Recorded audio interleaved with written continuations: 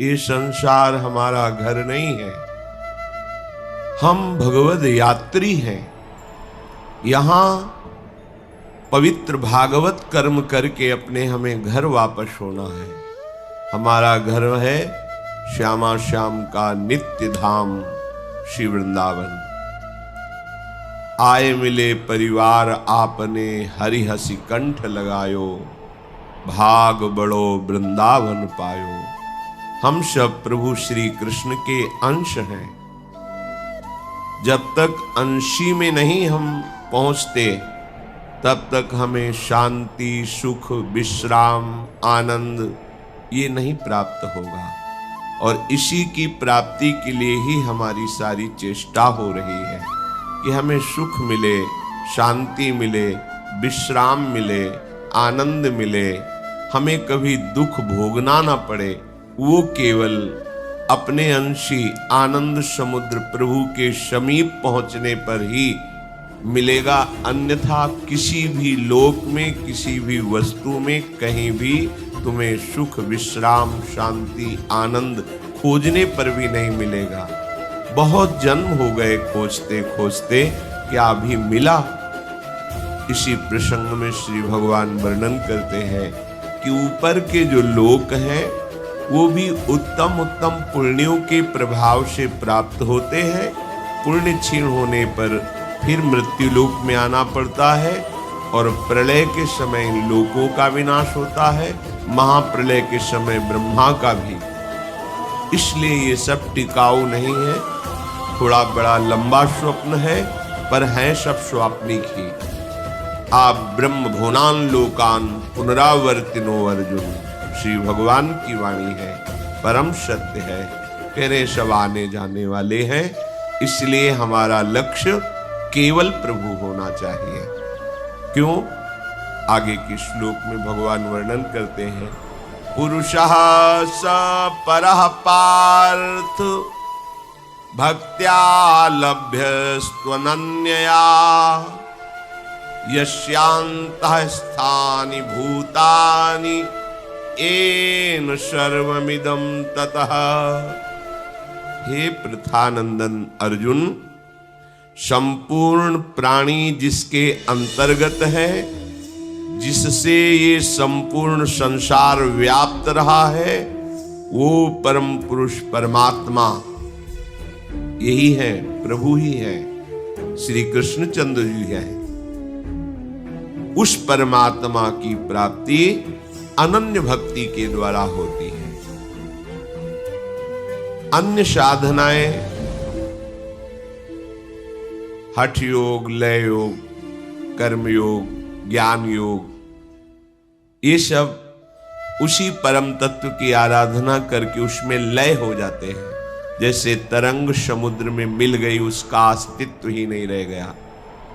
पर भक्ति में भेद से अभेद और अभेद से भावात्मक भेद, जो अभेद तत्व से भी श्रेष्ठ भाव है, वो भेद, दास्य भाव, सख्य भाव, वात्सल्य भाव, गोपी भाव, सहचरी भाव, इन भावों के द्वारा प्रभु का जो रसास्वादन होता है, वो मोक्ष सुख को भी त्याग देने योग्य होता है। वेणु कानन कुणित श्रवण सुंदर सुनत, मुक्ति सम सकल सुख पाए पग पेलिरी। पग पेलिरी, चरणों से ठेल दे, ऐसा सुख प्राप्त होता है प्रभु के इस सच्चिदानंद वपु के समीप रहने पर, उनकी लीला में सम्मिलित होने पर। अनादिकाल से अनंत काल तक धाम में लीला प्रवाह चल रहा है, इसी में सम्मिलित होना मोक्ष सुख से भी अनंत गुना बढ़कर के सुख को प्राप्त करना है। ये चरम सीमा का सुख है वृंदावन धाम। इसीलिए उद्धव, शनकादि, नारदादि बड़े बड़े महापुरुषों ने गोपी जनों की चरण रज की वंदना की है, क्योंकि गोपी जन लाल बिहारी प्रभु श्री कृष्ण को रिझा लिया। पर उनको रिझाने की सामर्थ्य कहां से प्राप्त हुई? बोले, आधाय मूर्धन यदा पुरुदार गोप्यः काम्यम पदम प्रिय गुणैरपि पिच्छ मौले भावोत्सवेन भजताम रस काम धेनुम तम राधिका चरण रेणु महम स्मरामि। हमारी श्री स्वामिनी लाडली जू के चरण रज का माथे पर अभिषेक करने पर गोपियों में वो प्रेम प्रकट हुआ जो प्रेम की ध्वजा हो गई और प्रेम स्वरूप लाल बिहारी को अपने प्रेम से रिझा लिया। इसीलिए उद्धव, शुकदेव, नारदादि, शनकादि बड़े बड़े महापुरुष गोपी चरण रज की आकांक्षा की। गोपीजनों को वो सुख प्राप्त हुआ जो इन बड़े बड़े महापुरुषों का चिंतनीय सुख है। प्रभु के सिवाय कुछ नहीं है। ये जो प्रभु ना देखकर और सब कुछ दिखाई देता है, इसी का नाम माया है। यही माया का चमत्कार है कि प्रभु में नानात्व की वृत्ति प्रकट कर दी। सच्चिदानंद प्रभु ही हैं, पर प्रभु दिखाई नहीं देते। कोई दुष्ट दिखाई देता है, कोई अच्छा दिखाई देता है, कोई गुणवान, कोई धनवान, कोई ऐसे नानात्व का दर्शन कराने की वृत्ति ये माया से। यावन मात्र जो कुछ भी है ये प्रभु श्री कृष्ण बने हुए हैं। ये तब तक तुम्हें अनुभव में नहीं आएगा जब तक जो देख रहे हो उसका महत्व रहेगा। स्त्री, पुरुष, वस्तु, पदार्थ, परिस्थिति, इसे तुम सत्य मानकर महत्व जब तक दोगे तब तक ये श्री कृष्ण है ऐसा अनुभव नहीं होगा। इसीलिए भगवत प्राप्ति में देरी होती है कि जो कुछ भी तुम्हें दिखाई दे रहा है उसका महत्व है, वो जिससे व्याप्त है उसका परिचय ही नहीं है। प्रभु ही बनाने वाले हैं, प्रभु ही बनने वाले हैं, पर ये वस्तुओं का महत्व, भोग का महत्व, व्यक्ति का महत्व, संबंधों का महत्व, ये भगवत साक्षात्कार नहीं होने देता। इसीलिए जब हम किसी संत महापुरुष सद्गुरुदेव का आश्रय लेते हैं तो सबसे पहला विवेक के द्वारा प्रहार इन्हीं संबंधों पर होता है। कोई भाग्यशाली होता है जो इस प्रहार को स्वीकार करके सारे संबंधों को छिन्न भिन्न करके एकमात्र भगवान का अनन्य भक्त बन जाता है। बिना गुरु कृपा के इन संबंधों का नाश नहीं हो सकता। उनकी एक एक शब्दावली तुम्हारी एक एक वृत्ति को संसार से मुक्त कर देगी। कोई बिरला भाग्यशाली गुरु प्रणाली से भजन करता है। मनमानी तो बहुत लाखों हैं, पर गुरु मानी एक भी अक्षर का उल्लंघन नहीं। किसी ने प्रश्न किया कि नाभाजी जैसी हमारी गुरु भक्ति कैसे हो? अरे उनकी चरण रज का भाव करके कुछ अंश में आ जाए तो बहुत बड़ी बात है। नाभाजी जैसी भक्ति करने के लिए तन मन प्राण सब कुछ न्यौछावर करके न्यौछावर की वृत्ति का भी त्याग, समर्पण मैंने किया, इस वृत्ति का भी त्याग। हमारा हृदय, हमारा तन, हमारा मन अब हमारा नहीं रहा, गुरुदेव का है। अब भगवत प्राप्ति या कुछ भी दिव्यता दुर्लभ नहीं है। बस इस शरीर का महत्व देना, अंतःकरण का महत्व देना, बाहरी भोग सामग्री का महत्व देना, बाहरी संबंधों का महत्व देना, यही हमें भगवत साक्षात्कार नहीं होने देता। समझिए आप, यही भगवत साक्षात्कार में बाधक है। और चाहे गृहस्थ में हो चाहे विरक्त हो, जब आपको भगवत प्राप्ति के भाव को प्राप्त करना है तो इन आंतरिक संबंध की वृत्तियों को हटाना ही पड़ेगा।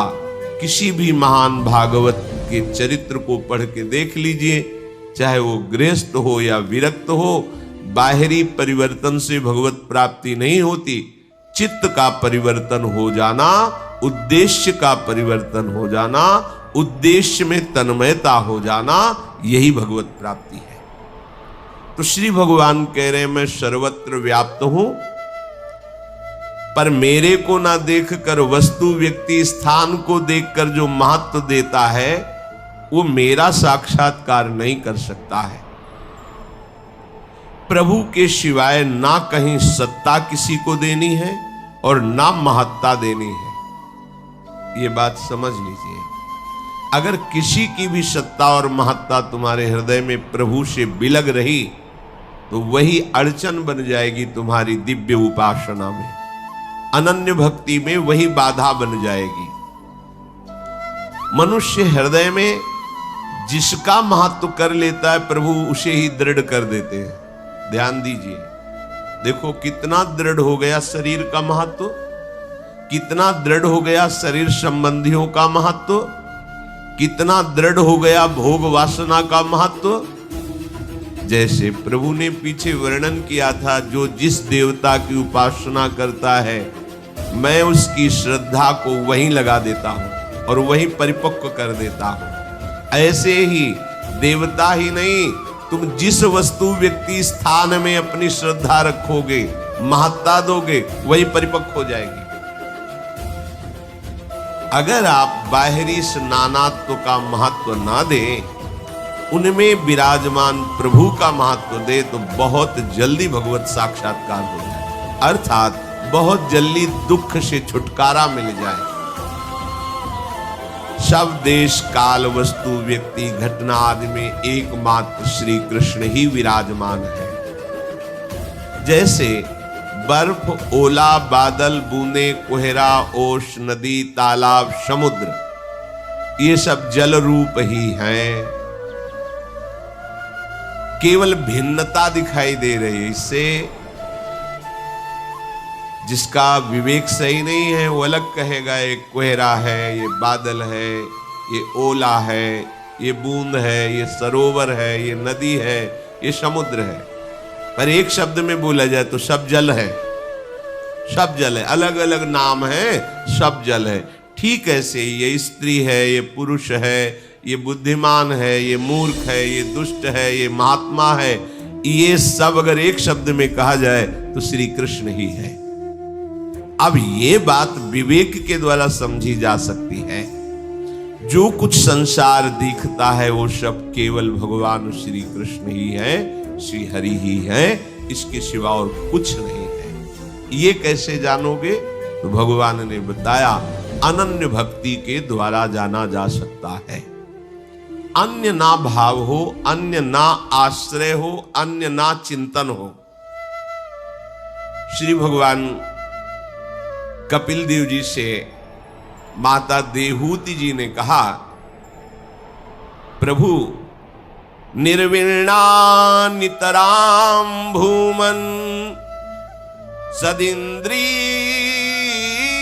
तर्षणात् येन संभाव्य मानेन प्रपन्नांधम तमः प्रभो तस्य त्वं तमसोऽन्धस्य दुष्पारस्याद्य पारगम सचक्षुर्जन्मनामन्ते लब्धं मे त्वदनुग्रहात्।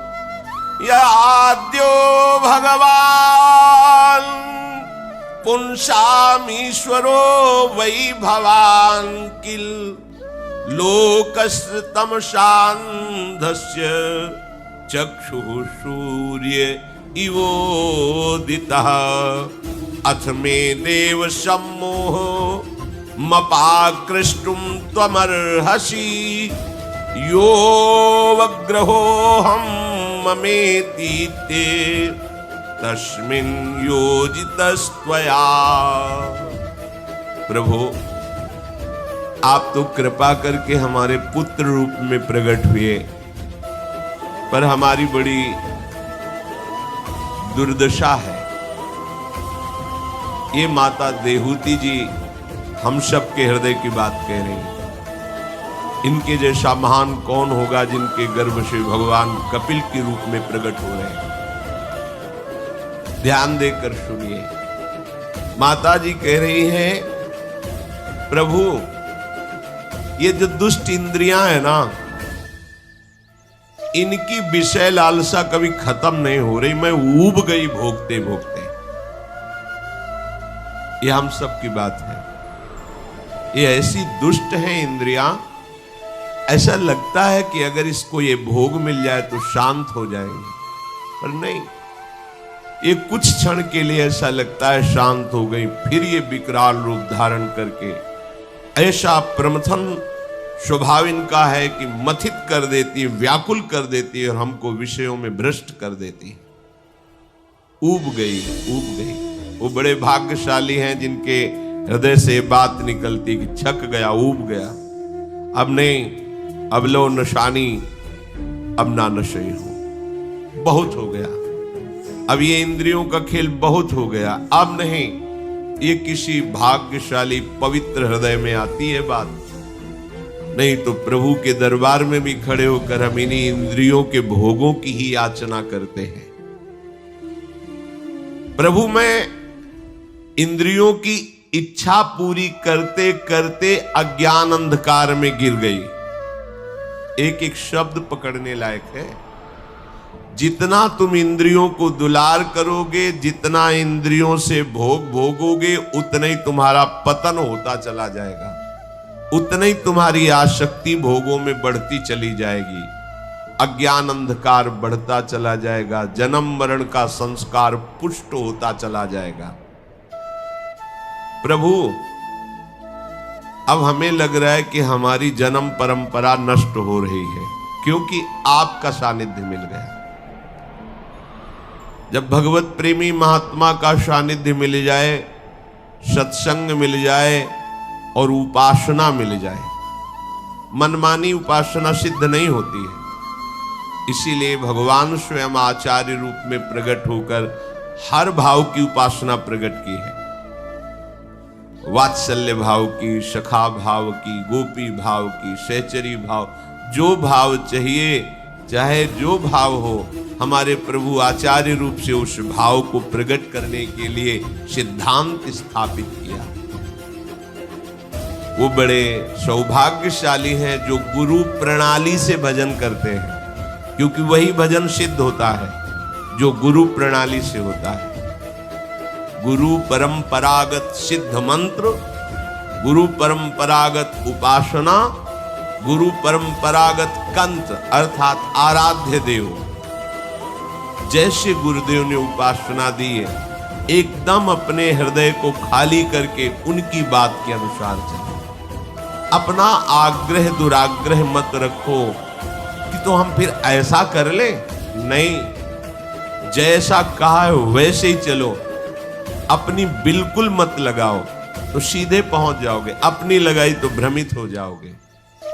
सब कुछ कर डालो, अहंकार को तुम नष्ट नहीं कर सकते। बड़ा सूक्ष्म है। मैं ये करता हूं, ये किया, ये करूंगा, तब तक भगवत साक्षात्कार नहीं, क्योंकि इसमें मूढ़ता छुपी हुई है।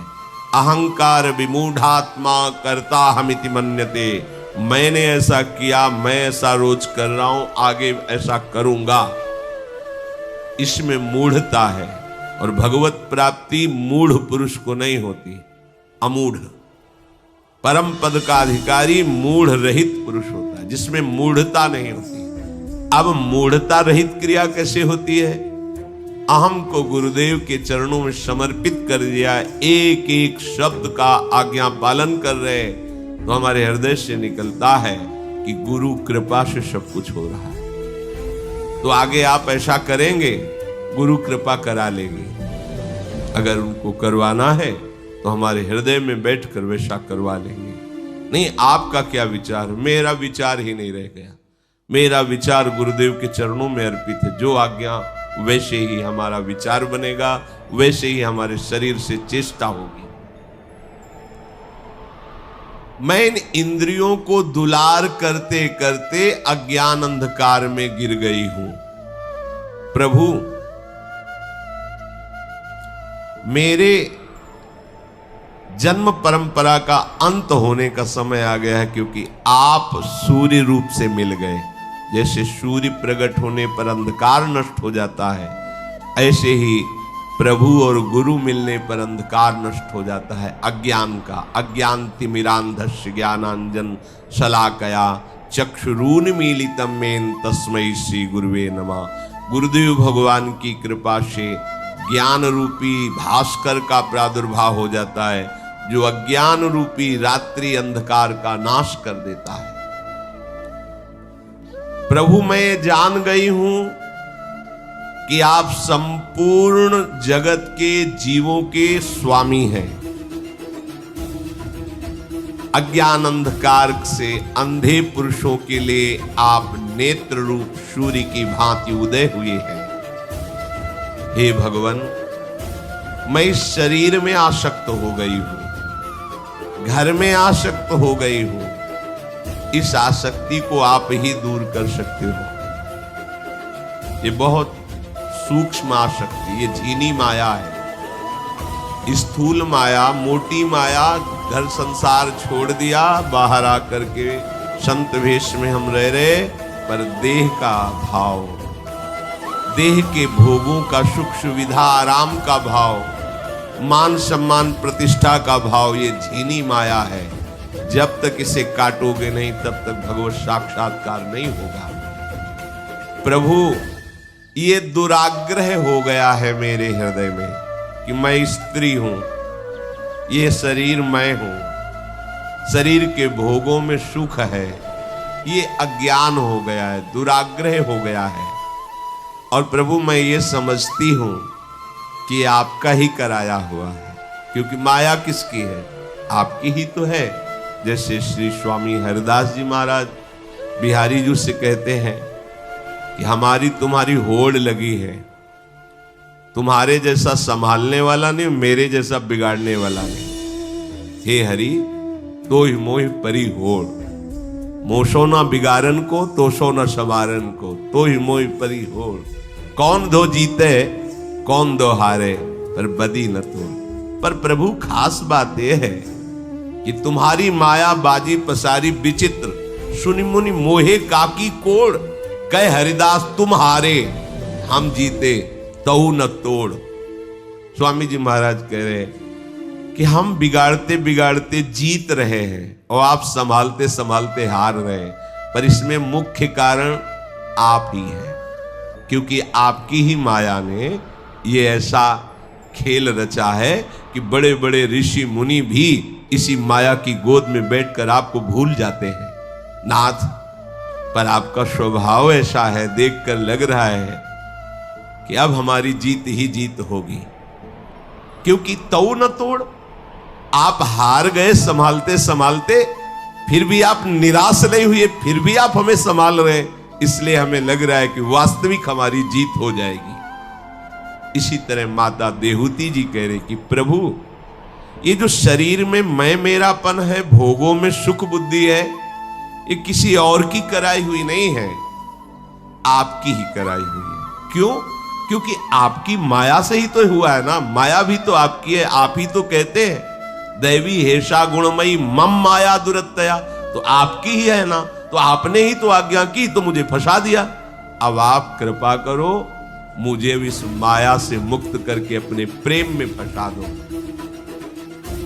प्रभु, जो आपके चरणों का आश्रय ले लेते हैं, उनके दुख संकट विपत्ति, नाना प्रकार के क्लेश, जन्म मरण, मानो ये जंगल है।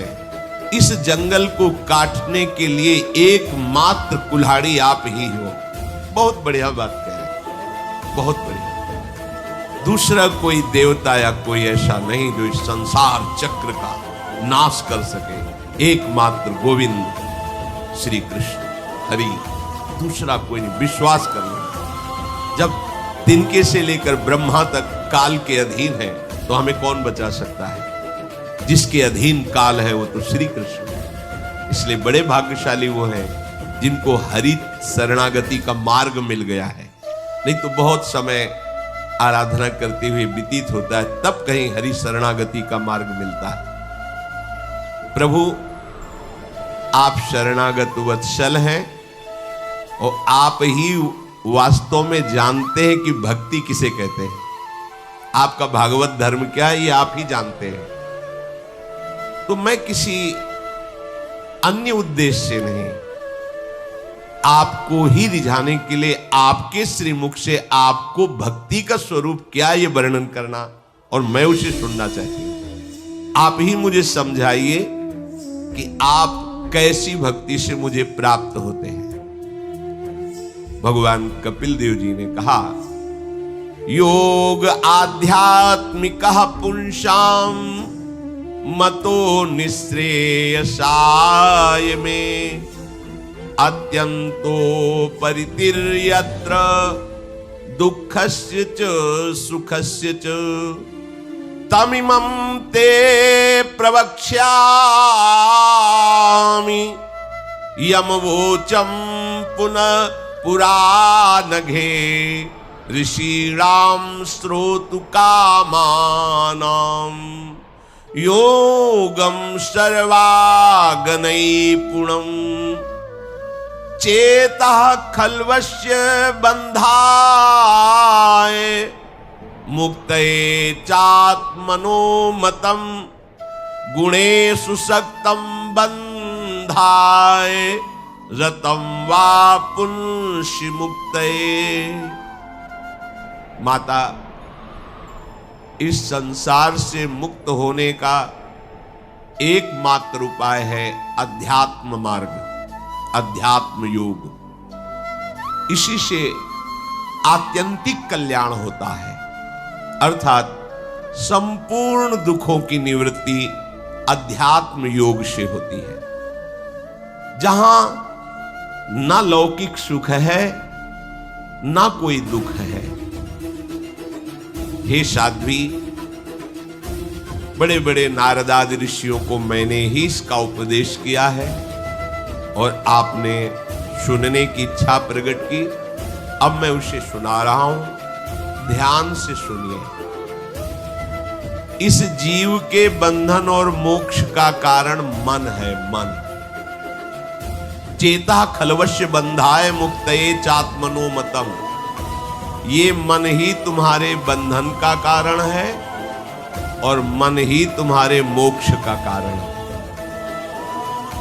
जब मन शरीर को लेकर विषयों का चिंतन करता है तो ये बंधन पे बंधन डालता जाता है, और जब ये गुरु चरणों का आश्रय लेकर के केवल श्री प्रिया प्रीतम का चिंतन करता है, प्रभु का चिंतन करता है, तो वो मोक्ष का कारण बन जाता है।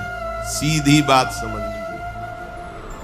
जब तक तुम्हारा मन देह का चिंतन करेगा, भोगों का चिंतन करेगा, राग द्वेष का चिंतन करेगा, तो ये बांधेगा, यही बंधन है।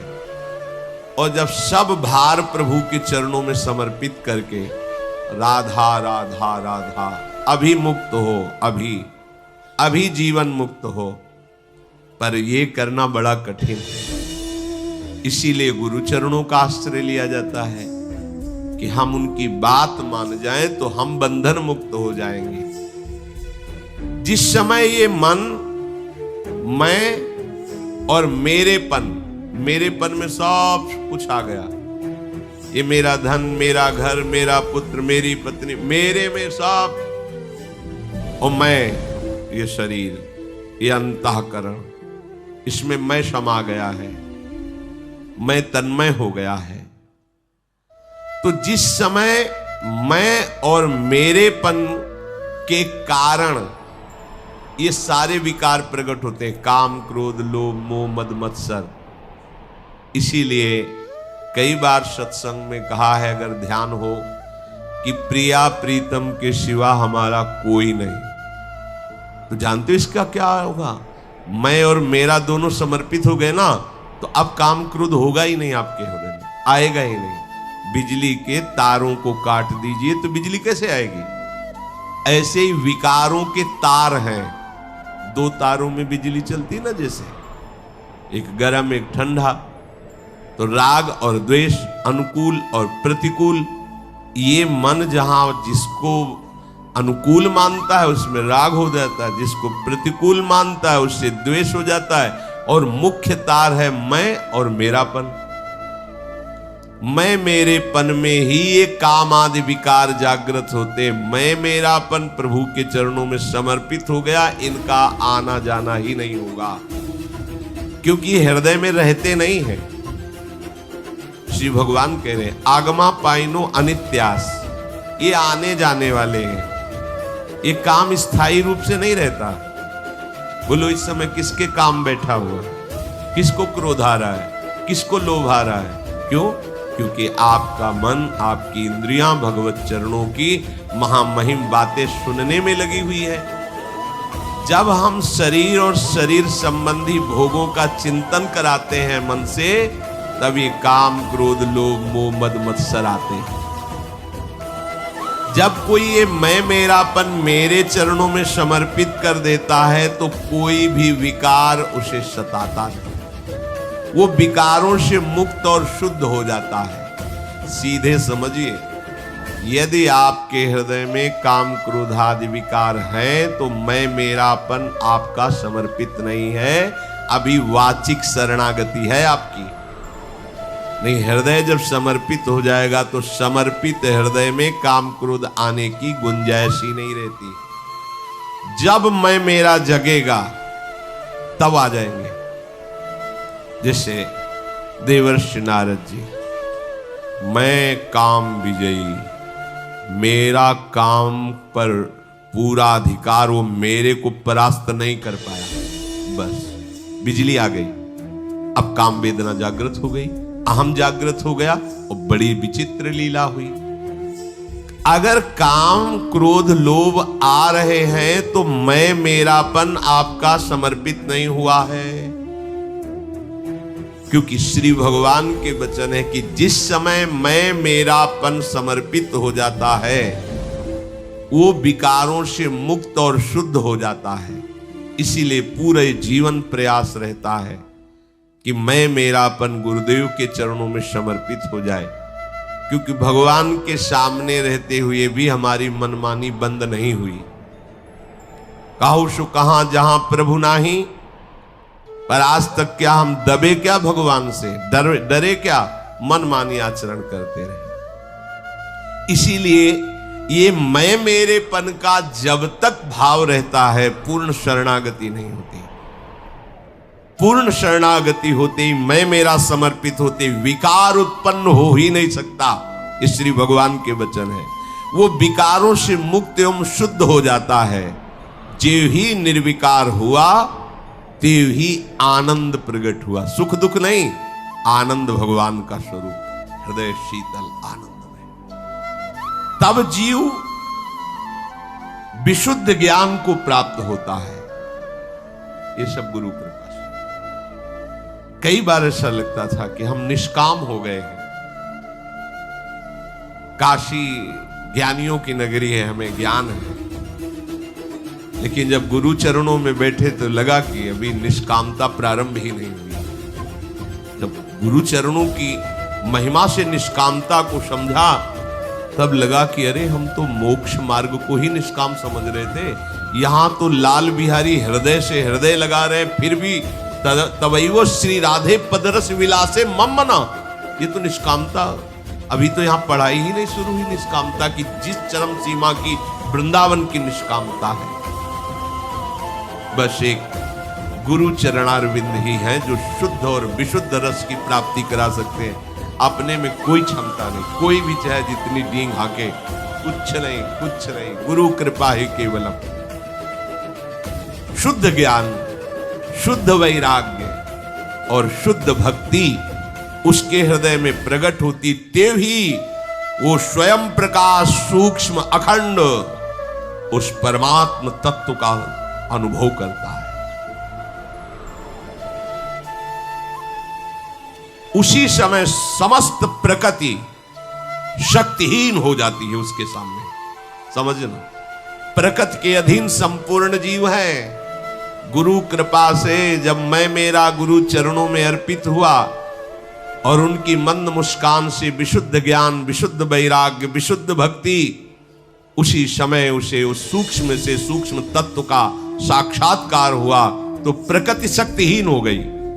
ये बलवती प्रकृति ऐसी शक्तिहीन हो गई कि अब उसके ऊपर कोई प्रभाव प्रकृति का नहीं पड़ेगा, किसी भी द्वंद का, दुख सुख, मान अपमान, लाभ हानि, जन्म मरण, कोई प्रभाव नहीं पड़ेगा।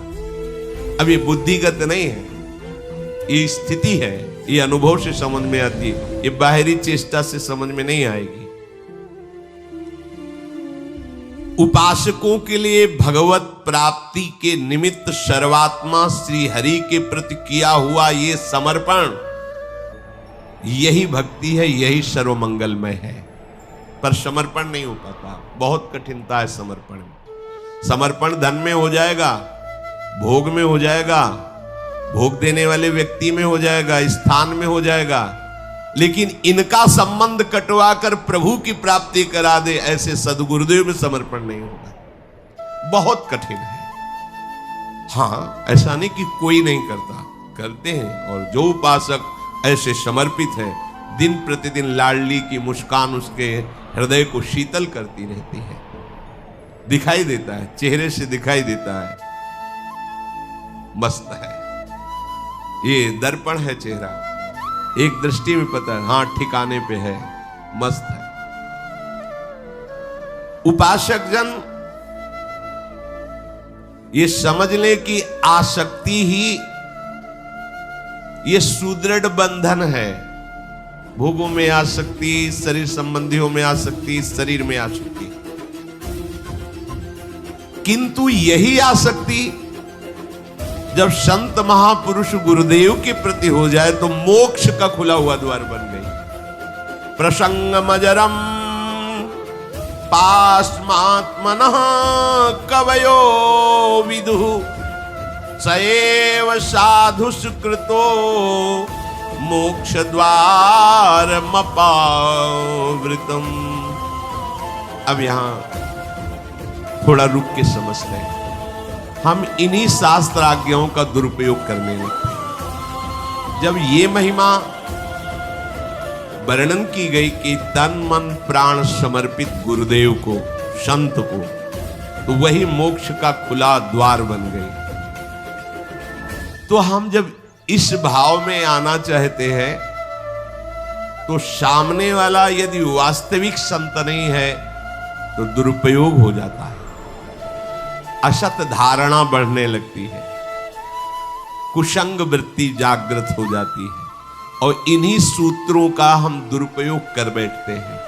इसीलिए भगवान बड़ी सावधानी से तुरंत कैसे वो संत महापुरुष होते हैं जिनको समर्पित होने पर शुद्ध ज्ञान, शुद्ध वैराग्य, शुद्ध भक्ति की प्राप्ति होती है। ये भगवान बोल रहे हैं, जहां बोला आत्मसमर्पण और आसक्ति संत महापुरुषों से मोक्ष का खुला हुआ द्वार, बस प्रवेश करो, अर्थात संतों के चरणों में आसक्ति कर लो, भगवान की प्राप्ति निश्चित है।